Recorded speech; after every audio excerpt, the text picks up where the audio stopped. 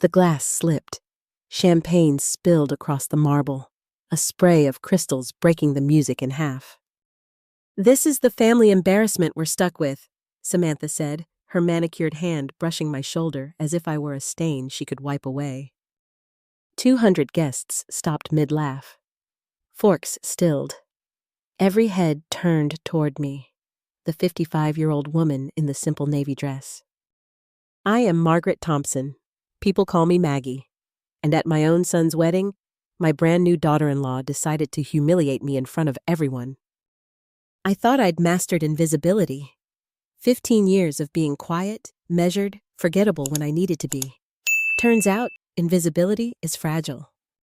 Robert Mitchell, her father, froze with his glass midair. His face drained white. His voice carried farther than the orchestra ever could. "Margaret Thompson, aren't you the woman from the Mitchell Holdings acquisition? The investor who bought my company?" The chandelier glittered like it was laughing. Patricia Mitchell's diamond bracelet flashed as she grabbed her throat. Samantha's confident smile faltered, her green eyes darting between her father and me. And in that silence, the truth pressed against the walls of the estate. Most people expect wealth to sparkle: cars, brands, designer gowns. They don't expect it to sit quietly in the corner, wearing pearls from her grandmother, driving a reliable sedan, answering small questions with smaller smiles. That's how I kept my life safe.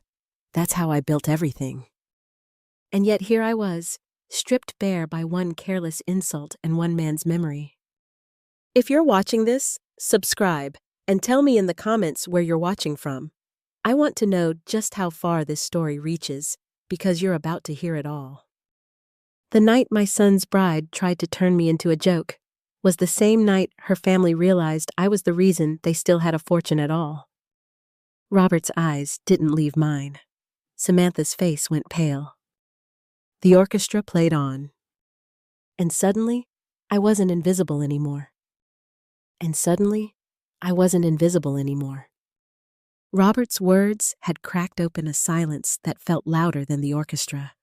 I could feel 200 sets of eyes on me, searching, measuring, whispering questions they were too polite to speak aloud. Samantha's smirk dissolved into panic. Patricia clutched her diamonds like they were rosary beads, and David, my son, kept dancing with his new wife, unaware that the ground was shifting beneath him. I wanted to vanish, to crawl back into the safety of my practiced invisibility. But you can't put glass back together once it's shattered. That night, after the guests had spilled into chauffeured cars and the estate's chandeliers dimmed, I slipped away. I didn't say goodbye. I didn't congratulate them one last time. I left like a shadow. Because Robert Mitchell had recognized me, and his recognition was dangerous. The truth is, my life had been built on shadows. Tom, my late husband, was the light. He was the reason any of this existed at all. Back in Silicon Valley, he'd spent sleepless nights at a desk cluttered with circuit boards and cold coffee cups. I remember leaning over his shoulder as he scribbled equations on napkins. He was obsessed with making energy last longer, work harder. In 2010, he cracked it, a tiny piece of technology that changed the way smartphones lived and breathed. When he filed the patent, we thought maybe it would give us enough cushion to retire early. When the deal closed in 2012 for $22 million, we looked at each other like kids holding treasure. $22 million. I still remember the weight of that check in my hands, as though the numbers might fly away if I blinked. David was 24 then, full of ambition and eager to prove himself. Tom and I decided not to tell him everything. We said we'd received a settlement, enough to live comfortably, nothing excessive. He never questioned it. Why would he? I dressed in department store clothes. We drove sensible cars. We lived in a house with curtains that came from a chain store. We looked exactly like what people expected, a middle-class widow and her son, living on an engineering pension and a bit of luck. But we weren't. Tom had a gift, not just for invention, but for spotting value where others saw waste. We invested carefully, first in blue-chip stocks, then in growth companies, then in real estate that other people overlooked. Every time a profit came in, we reinvested. By 2015, that $22 million had doubled. By 2018, it had multiplied again. By the time Tom died in 2020, we were sitting on a portfolio worth over $800 million. $800 million. And no one knew. Not David, not his friends, not the neighbors who waved at me as I carried groceries into my modest apartment. I kept it buried because I believed privacy was protection. But secrets have a way of surfacing. At the reception, when Robert Mitchell called my name, I saw his memory flicker back to that boardroom 3 years earlier. He hadn't looked at me twice then, just a quiet woman sitting while attorneys signed papers. He didn't realize I was the one writing the checks. He thought I was someone's wife tagging along, and that arrogance had saved me until tonight. Sleep was impossible. I sat at my kitchen table, hands around my favorite chipped mug, the one Tom gave me years ago, and watched the night spill into dawn. My son's face haunted me. David had always looked at me like I was steady ground, the safe harbor. How would he look at me now if he knew I'd been hiding who I really was? I didn't have to wait long to find out. By 7 a.m, David was pacing my living room. His suit jacket from the night before was crumpled in his arms, his tie askew. He looked like a man still carrying the echoes of last night. "Mom," he said, running his hands through his hair the same way he had as a frustrated boy. "You have to help me understand what happened." Robert pulled me aside. He asked about Dad's patents, about you. He seemed to think you were some kind of major investor. It was bizarre. His voice cracked on the word bizarre. I sipped bitter coffee to buy time. My silence must have looked like guilt because David stopped pacing and stared at me with his father's eyes. Brown, steady, searching. "Mom," he repeated, "is there something you need to tell me?" Before I could answer, my phone buzzed. A message lit up the screen. "Margaret, I think we should have lunch today. There are some things David and I would like to discuss with you. Samantha." I showed David the text. His jaw tightened. "What do you think she wants?" I knew exactly what she wanted. Samantha wasn't the type to let mysteries breathe. She would have grilled her father all night, pulling threads, piecing together scraps of memory until she was convinced there was something valuable to uncover. "I think," I said carefully, "your wife is more observant than we've given her credit for." His phone rang almost on cue. Samantha's name lit the screen. He answered, and I could hear her voice from across the room, sweet and too polished. "David, honey, I was hoping we could all have lunch today. Some family things I'd love to discuss with your mother." "Family things." The words landed heavy. At lunch, Samantha made her entrance 45 minutes early, already seated at the most expensive restaurant in town. The sun caught the gold in her hair, her designer suit crisp, her portfolio on the table like a weapon. She smiled when we arrived, but her eyes flicked over my black dress, my modest necklace, and I felt her calculation. "I ordered wine," she said brightly, a Bordeaux that cost more than a month's groceries for most families. "That's generous," I replied, though a bit extravagant for a casual lunch. "Oh, I don't think anything about our family is casual anymore," she said, smile sharp as glass. She launched into small talk about her father, about corporate acquisitions, about anonymous investors. David tried to interrupt, but she ignored him. Her eyes never left me. "You know, Margaret, I majored in business at Wharton. I find finance fascinating, especially shell companies, especially discreet investors." She pulled out her phone. A grainy news clipping appeared on the screen, a photograph from the Mitchell Holdings signing ceremony. The image was crowded with lawyers, executives, but behind them, half obscured, was a woman in a navy dress. The quality isn't great, she said lightly, but the posture, the height, the way she holds her purse, it looks a lot like you. David leaned closer. His face shifted as recognition crept in. I forced a smile. That's quite a coincidence. Isn't it? She replied. Her smile was victorious now, every line of her face gloating. Funny, too, how my family's financial troubles began around the time someone paid $800 million for Daddy's company, and how that mysterious investor disappeared completely afterward. David's glass trembled in his hand. Mom, please tell me you're not who she thinks you are. The silence pressed in on me. Samantha's satisfaction filled the space, and David's eyes begged for the truth. 15 years of secrets, all unraveling over lunch. I looked at my son, at the boy who had grown into a man who believed in honesty, in integrity, in working hard for every step he climbed, and I realized the pain wasn't coming from Samantha. It was coming from him, from the way he looked at me like I was a stranger. David, I said finally, my voice barely steady. There are things about your father's patents and about our family that I never told you. Samantha's smile widened, sharp as the stem of the Bordeaux glass between her fingers. And in that moment, I understood. My greatest fear wasn't losing my privacy. It was losing my son's trust. My greatest fear wasn't losing my privacy. It was losing my son's trust.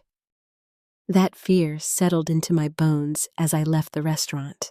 Samantha's sharp smile burned into my mind. David's silence heavier than any words. I drove home on autopilot, headlights cutting through evening drizzle, my hands gripping the steering wheel so tightly they cramped. By the time I reached my apartment, the city lights blurred behind wet glass, and I realized I hadn't taken a full breath since she'd shown me that photo. Inside, I didn't turn on the lights right away.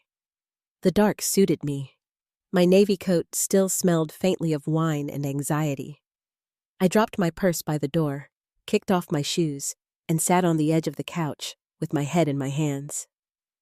15 years of control, 15 years of living small, quiet, invisible, was cracking, and the sound of it was deafening.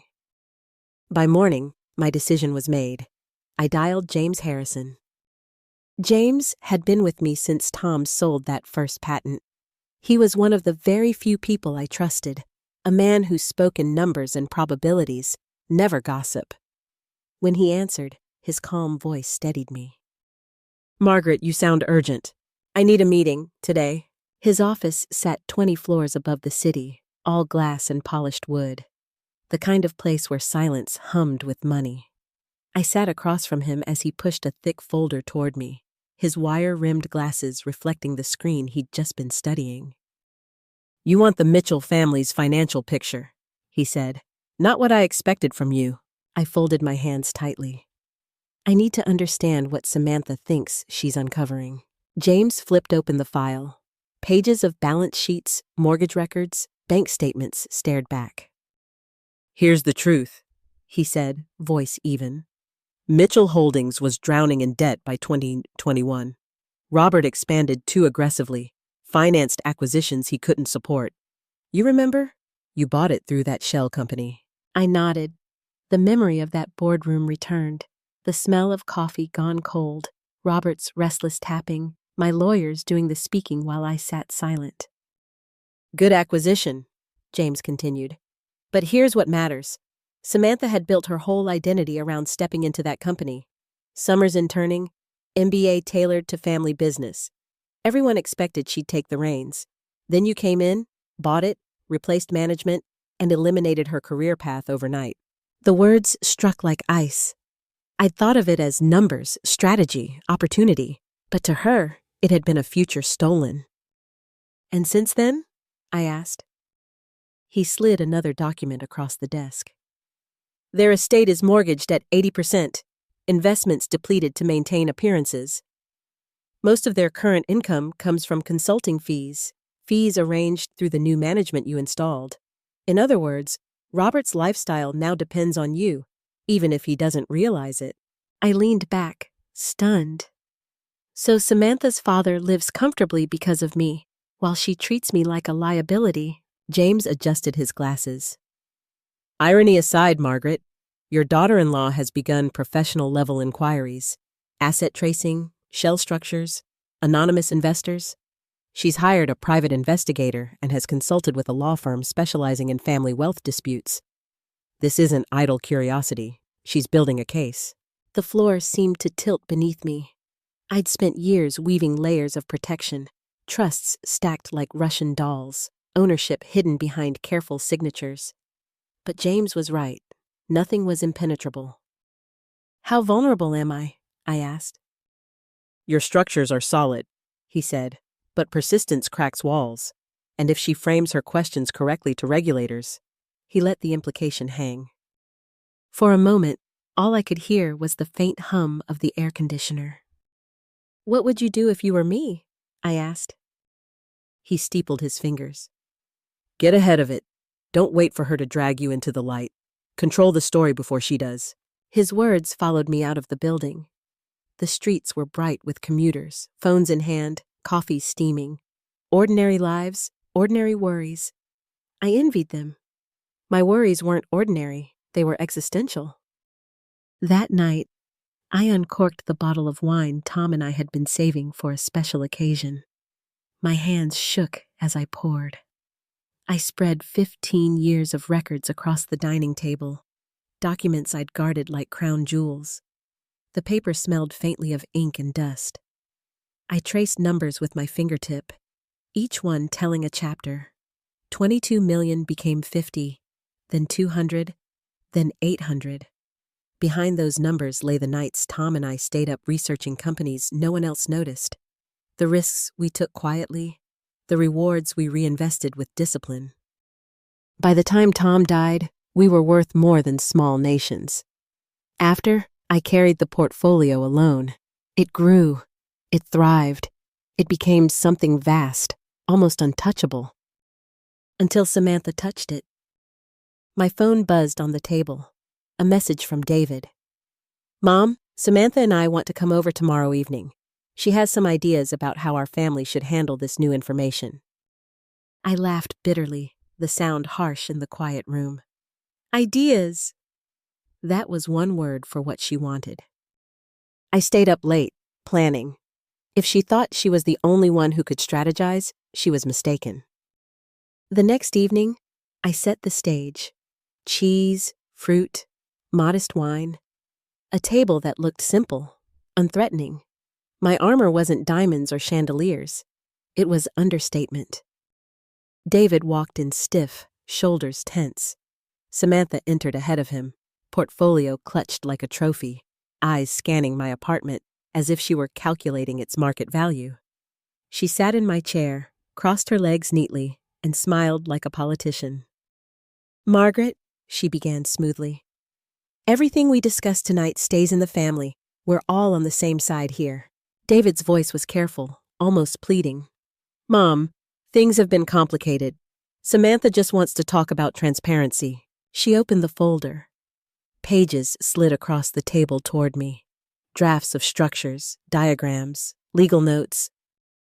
I've been thinking about a family foundation, she said. Something collaborative, strategic management across generations, protects privacy, builds credibility. We'd start with 50 or 60 million to establish standing in philanthropic circles. David blinked, stunned. 50 to 60 million, as though she were suggesting splitting a dinner check. And voting rights? I asked evenly. Equal, she said brightly.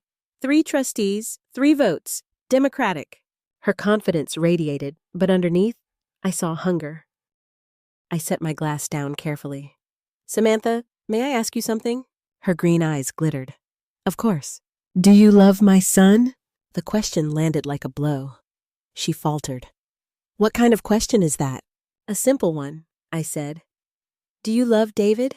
Or do you love what you think being married to him provides?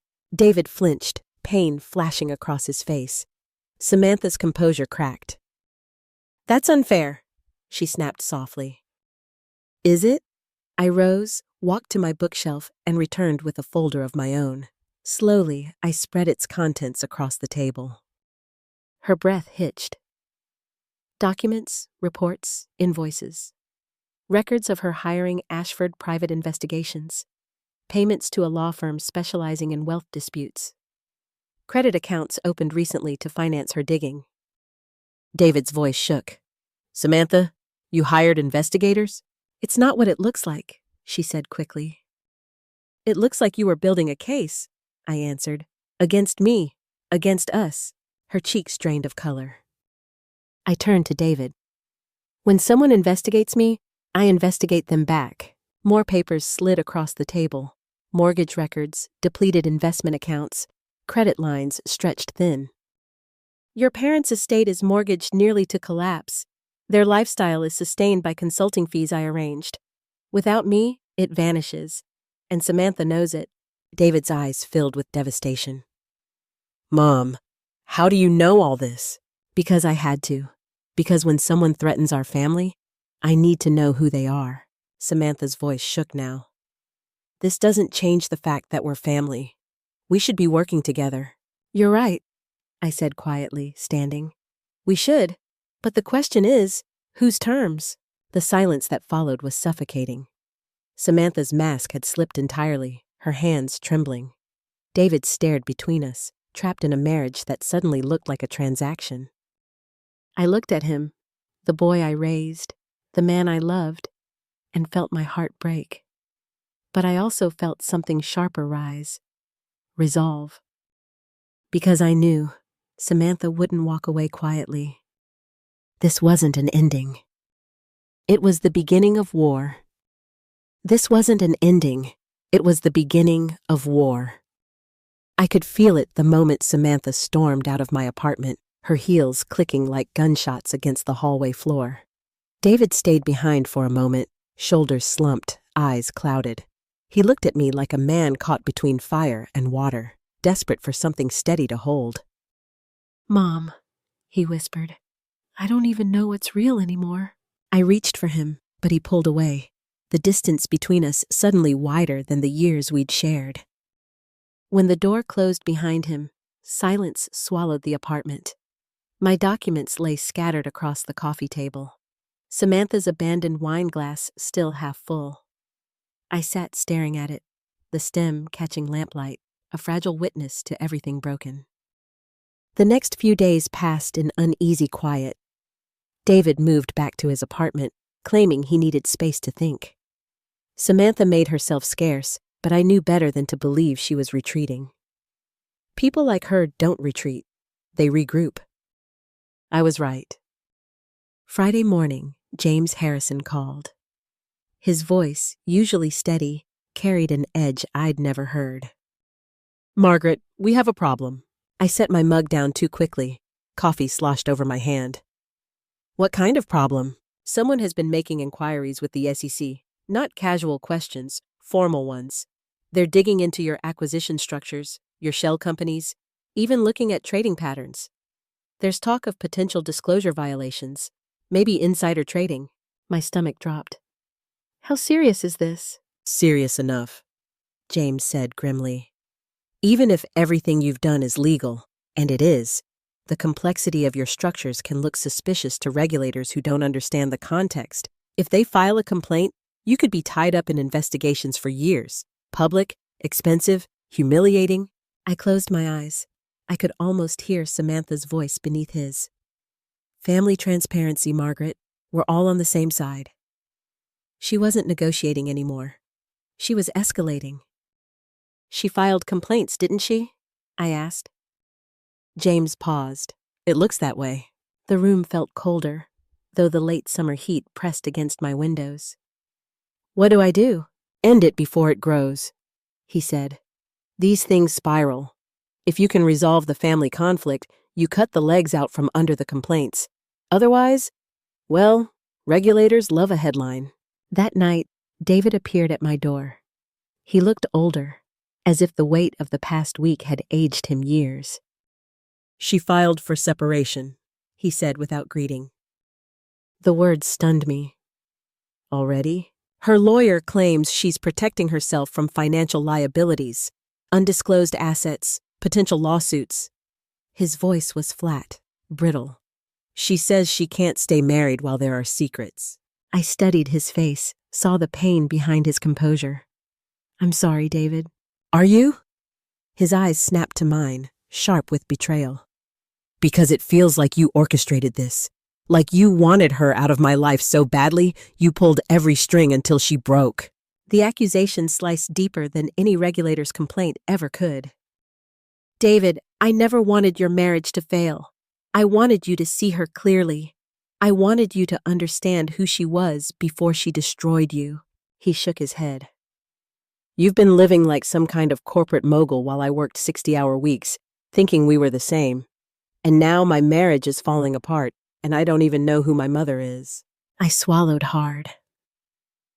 I'm still the woman who raised you, who taught you to value honesty and integrity, who wanted you to succeed on your own merit.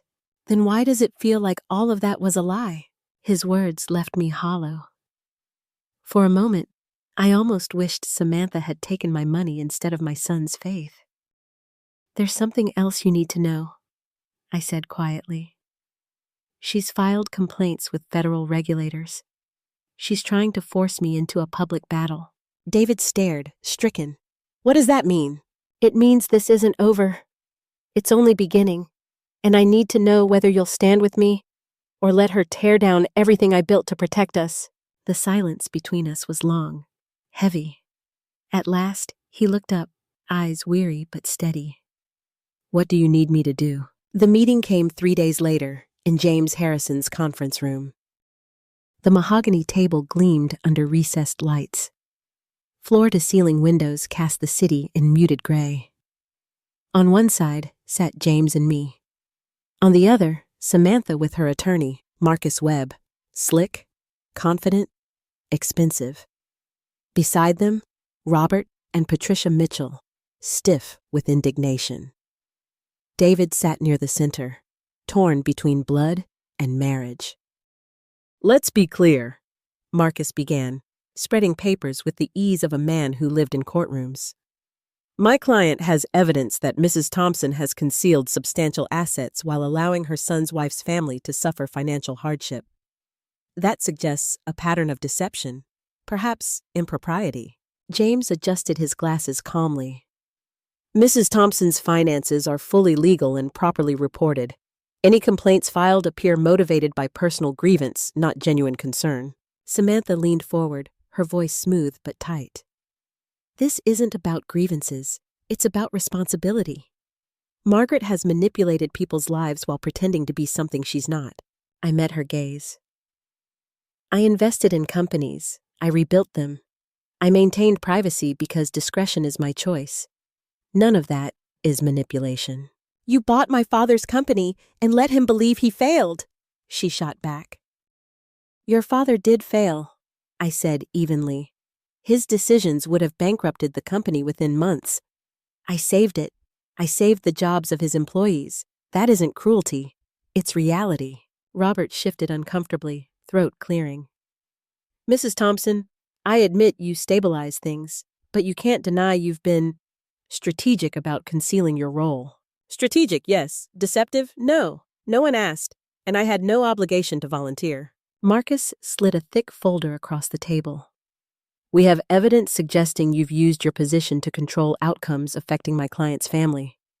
Consulting fees, board decisions, even private investigations. It paints a picture of manipulation. I leaned back, studying him. Evidence of what exactly? That I protected my investments? That I kept my family safe? That I didn't hand over the keys to my fortune to people who insulted me at a wedding reception? The room stilled. You owe your son honesty, Samantha pressed, and you owe me respect. Something in me hardened. Respect? You introduced me as an embarrassment. You hired investigators to dig into my private affairs. You filed federal complaints to force a settlement, and now you sit here demanding respect? The silence was deafening. Even Patricia's diamonds seemed to stop glittering. At last, David spoke. His voice was low, rough. What do you want, Samantha? Her eyes flicked to Marcus, then back to me. I want a formal family financial agreement, transparency, shared responsibility. Marcus produced another document. We propose a trust. Mrs. Thompson contributes a substantial portion of her assets. Governance shared by a family board. Distributions defined. I almost laughed at the audacity. You want me to hand over my life's work to a committee that includes people who've attacked me? We want fairness, Samantha said coldly. I stood, walked to the window, looked down at the city alive with ordinary lives. For a moment, I envied their simplicity. Then I turned back. I have a counterproposal. Every head lifted. You withdraw all complaints within 72 hours. You cease every investigation. In return, I'll provide a settlement, enough to maintain your lifestyle, permanently. Marcus's eyes narrowed. What kind of settlement? $5 million, I said flatly. One time. In exchange, you never contact me or my son again. The room froze. David jerked in his chair.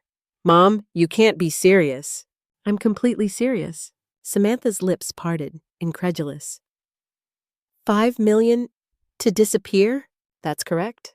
Marcus leaned toward her, whispering urgently. I could see the calculations in his eyes. $5 million now versus years of litigation with no guarantee. Mrs. Thompson, he said carefully, this seems designed to end a marriage, not resolve a conflict. The marriage was already broken, I replied. This is the cleanest end you'll ever get. David shot to his feet, anger flushing his face.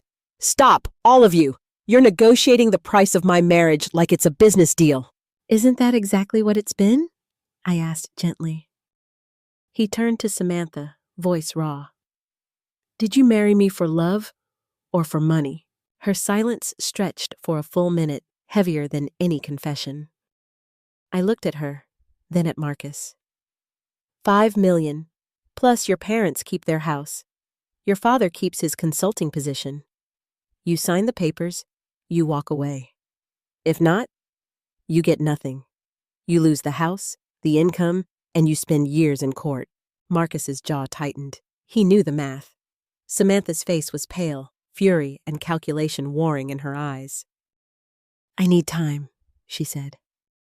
You have until noon tomorrow, I answered. The meeting ended in brittle silence. Papers shuffled, chairs scraped, doors closed. But before David followed them out, he lingered. Mom, he said quietly, did you really just try to buy my freedom from my wife? I looked at him, heart aching. No, sweetheart. I gave you the information you need to choose your own freedom. His face softened, just slightly, but the question lingered between us, heavier than the city skyline outside. What kind of mother negotiates her son's life like a business deal? And what kind of woman becomes ruthless enough to win at any cost? The room emptied after the meeting, but the silence clung to me long after the door shut. Samantha's pale face, Marcus's calculating whisper, David's wounded eyes. They lingered like smoke. I'd set the terms. $5 million, noon tomorrow. But even as I stood by the window, watching cars crawl 20 floors below, I knew people like Samantha don't accept ultimatums quietly. That night, sleep never came. I sat at my dining table, papers spread like a battlefield map. Tom's voice echoed in my memory, steady, patient, strategic. Never play defense forever, Maggie. At some point, you strike. Morning broke gray and thin. I dressed deliberately, simple slacks, a modest blouse, nothing that betrayed the weight of what the day would bring. My phone stayed on the table, screen dark, until it buzzed at 11:47 a.m. James answered before I could. His tone was clipped, efficient. Marcus Webb just called. They'll accept the settlement. I exhaled, tension pouring out of me like air from a punctured tire.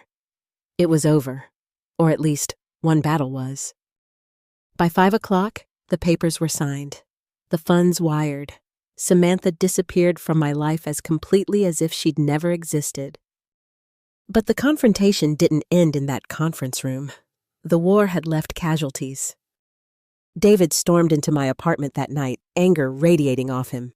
He didn't sit. He paced, hands shoved deep in his pockets. "Do you realize what you just did?" I folded my arms, keeping my voice calm. "I protected us." "You paid her off like a mobster," he snapped. $5 million to erase a marriage. Do you know how that looks? I steadied myself. It looks like clarity. If she takes the money, you know exactly who she was. If she refuses, you still know. Either way, truth wins. He stopped pacing, staring at me. And what about me? What if I wanted to fight for her? Pain pierced me. Then you'd have been fighting for someone who married you for access, not for love. He flinched, the truth hitting harder than my tone. His silence was worse than his anger. "David," I said softly, "I didn't buy your freedom. I gave you a choice." But his expression, torn between gratitude and resentment, told me choices come with costs. The following week, the papers were filed for divorce. Irreconcilable differences. The language was sterile, bloodless. It didn't capture the reality of slammed doors, of whispered arguments, of trust fractured like glass. I saw David only in glimpses, at his office, walking stiffly into meetings, eyes shadowed. He answered my calls less often. When he did, his voice was flat. But Samantha, she hadn't vanished without scars. James kept me informed. She and her parents had accepted the settlement, yes, but whispers followed. At the country club, people questioned how she'd funded certain expenses. At boutiques, store accounts were quietly closed. A family once untouchable now looked fragile. And I, quiet, invisible Maggie, had drawn the line. Yet the story wasn't finished, because what happened in that conference room reshaped more than just money. It reshaped me. For 15 years, I'd worn invisibility like armor. Widow in pearls, department store dresses, reliable car. Safe, predictable, forgettable. But sitting across from Samantha, watching her scramble as I laid out her secrets, something hardened in me. I wasn't just invisible anymore. I was formidable. And for the first time since Tom's death, I didn't shrink from that truth. Still, David's words haunted me. You paid her off like a mobster. Was that who I'd become? Ruthless, transactional, willing to buy peace at the cost of blood ties? I replayed the conference room in my head, the way David looked at me when I named the price. Shock, fear, maybe even admiration. A dangerous combination. Late one evening, he called. His voice was quiet, almost tentative. "Mom, did you really believe she never loved me?" I closed my eyes. "I believed she loved what you represented. Security, stability, access. But you? David, you deserved more." Silence stretched. Then, "When did you get so ruthless?" I thought about it. "I think I always was. I just never had to show it before." He didn't answer. But I could hear his breath, steady and uncertain, on the other end of the line. Weeks passed. The Mitchell name dimmed in business circles, their estate quieter than before. Samantha moved out of state. At least, that's what James's contacts suggested. I didn't ask for details.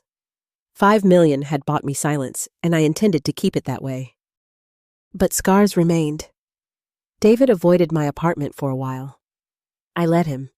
Healing can't be forced. One Sunday, he appeared without warning. No briefcase, no suit, just David in jeans and a worn jacket, looking younger than he had in months.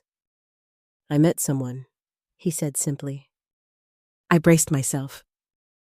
"Her name is Sarah. She's a teacher. She doesn't know anything about your portfolio. She just knows you're my mom, who lives in a nice apartment and drives a reliable car." I smiled, a small thing that felt enormous. "And what did she think of that?" "She said it sounded like you had your priorities straight." The words lifted a weight from me I hadn't realized I was still carrying. Looking back, the battle with Samantha wasn't just about money. It was about control, about masks, about the cost of invisibility. I'd hidden wealth to protect my son, only to watch it nearly destroy him. I'd lived small to keep us safe, only to learn that safety is fragile, and when forced to choose, I wielded power not with diamonds or flash, but with documents and resolve. That day in the conference room, I saw Samantha for what she was, a strategist who thought she'd cornered me. What she didn't realize was that I'd been playing longer, deeper, quieter. And when the time came, I struck. But victory tastes strange when it costs trust. I walked my apartment that night, bare feet on cool hardwood, staring at the city lights through my window. Somewhere out there, Samantha was recalculating. Marcus was cashing his fees. Robert and Patricia were clinging to a lifestyle propped up by my mercy. And here I was, Margaret Thompson, widow, mother, investor. Ruthless when I had to be, invisible when I chose. I poured a glass of wine and whispered into the empty room. War's over, Tom, at least for now. But even as I said it, I knew the echo of battle still lived in my son's eyes. 6 months later, winter had softened into spring. My apartment windows were open to the sound of birds, the air carrying a freshness I hadn't noticed in years. Life, after war, has a way of settling into quieter rhythms. David called one Sunday evening. His voice carried something I hadn't heard in months: hope. "Mom, I want you to meet someone," he said. I smiled into the receiver. "You already told me about Sarah." "Yes," he said, and I could hear him smile. "But this time, I want you to actually meet her. Dinner next Sunday. Just us. No lawyers, no documents, no portfolios." The simplicity of it felt like a gift. When Sunday came, I set the table with care. Nothing extravagant, just the dishes Tom and I had bought when David was born, their edges chipped but still sturdy. I cooked roast chicken with herbs, mashed potatoes, green beans. Food meant for family, not guests to impress. David arrived with Sarah at his side. She was tall, with hair pulled into a simple ponytail and a laugh that filled the room before she even crossed the threshold. She carried flowers, daisies, not roses, and wore no jewelry except a thin silver band on her finger. "Mrs. Thompson," she said warmly, "thank you for having me." "Please," I replied, "call me Margaret or Maggie. Everyone does." As we sat down, I watched her glance around my apartment. No flicker of judgment, no calculation, just curiosity, the kind that notices framed photographs, books stacked in corners, the worn comfort of a couch. David caught my eye across the table. There was no tension in his shoulders, no shadow in his eyes, just ease. For the first time in months, I let myself breathe. Dinner flowed with laughter. Sarah told stories about her classroom, children arguing over crayons, a boy who brought a frog to show and tell. David teased me gently about my tendency to strategically disappear at parties. I rolled my eyes, but the truth was, the joke didn't sting anymore. At one point, Sarah looked at me directly. "David told me a little about your husband. He said Tom was brilliant."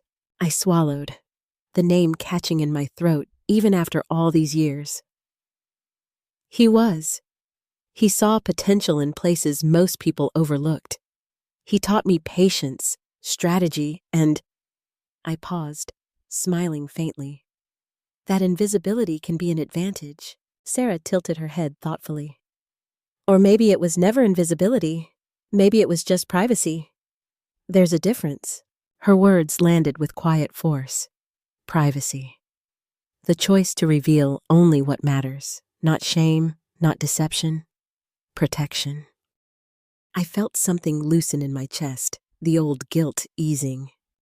After dessert, David walked Sarah to the car. When he returned, he lingered by the door. "She's different, Mom," he said softly. "She doesn't care about what anyone has or doesn't have. She cares about people." I touched his arm. "That's all I ever wanted for you."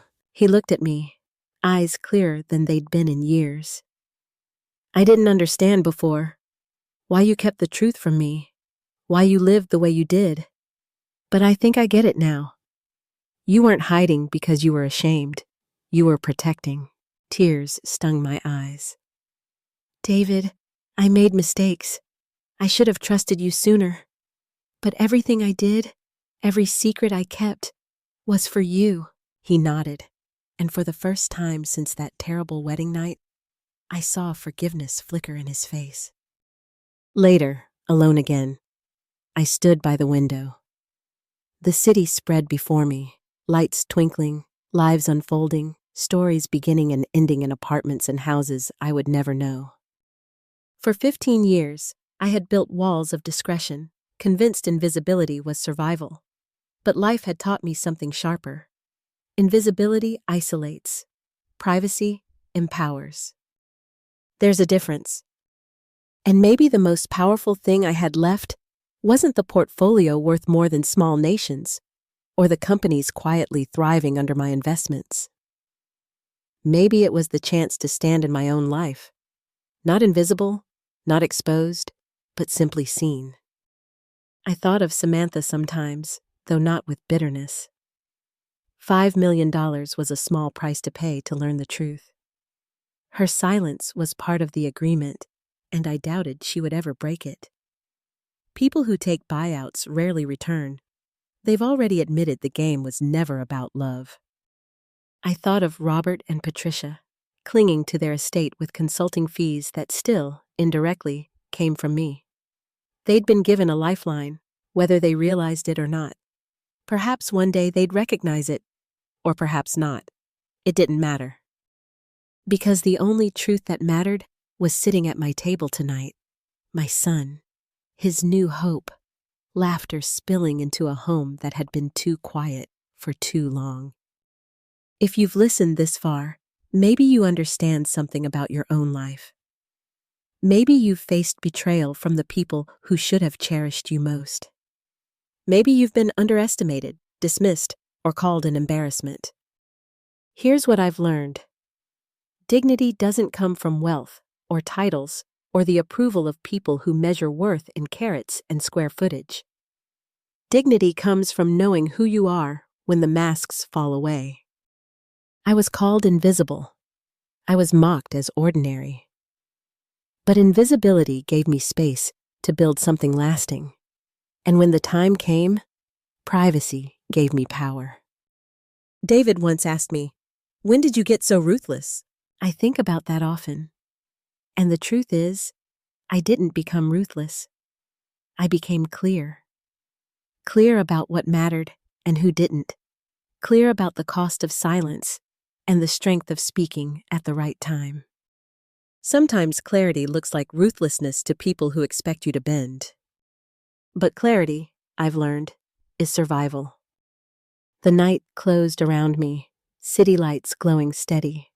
I raised my glass, not the cheap wine I used to hide behind, not the expensive vintages I kept tucked away, but something simple, something honest.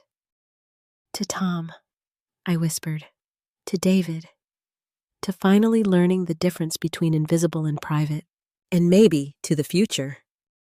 If you're here, listening to the end, thank you. Tell me where you're watching from in the comments. I want to see how far stories like mine can travel.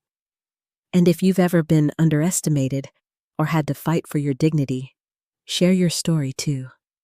Because every voice matters.